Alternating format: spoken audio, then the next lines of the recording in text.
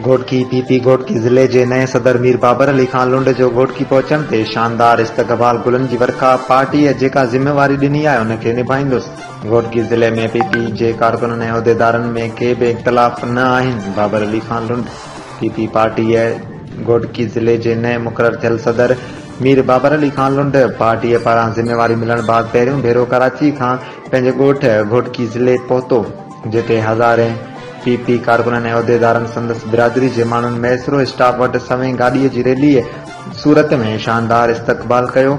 उन मौक़े ते पीपी कारकुननि ऐं लुंड बिरादरी जे माण्हुनि ज़िले सदर मीर बाबर अली खान लुंड खे घोटकी पहुचण ते गुलनि जा हार पाराया।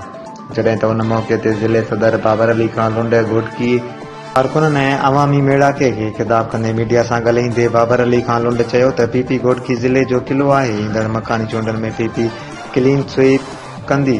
बाबर खान लुंड खानपुर मां पीपी चेयरमैन बिलावल भुट्टो ज़रदारी जो मूं खे टास्क ॾिनो आहे, उन ते पूरो लहंदुसि। हुन चयो त पीपी घोटकी ज़िले में के बि इख़्तिलाफ़ न आहिनि। आम कारकुननि खे उहिदेदारनि ताईं सभु हिकु आहियूं। पीपल्स पार्टी सां 40 सालनि खां वास्तो आहे।